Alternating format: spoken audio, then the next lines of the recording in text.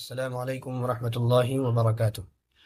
ناظرین گرامی، رمضان کا مبارک مہینہ چل رہا ہے، جس کا ایک ایک لمحہ بڑی سعادت کا اور جس کی ایک ایک گھڑی بڑی عظمت والی اور برکت والی ہے، جس کا کوئی لمحہ ایسا نہیں کہ جس میں اللہ کی رحمت نہ اترتی ہو۔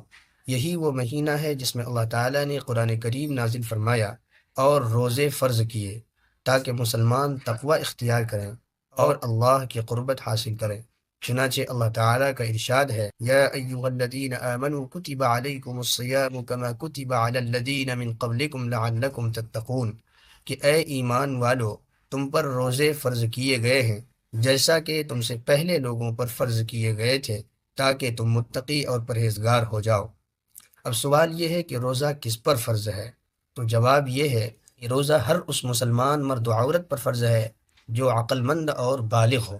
لہذا اگر کوئی عقل مند نہیں بلکہ پاگل اور مجنون ہے تو ایسے شخص پر روزہ فرض نہیں۔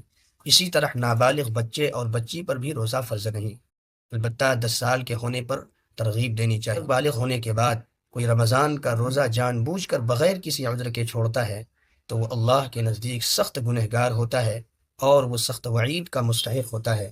بعد میں اگر روزہ رکھ بھی لے تب بھی رمضان کے روزے کا حق ادا نہیں ہو سکتا۔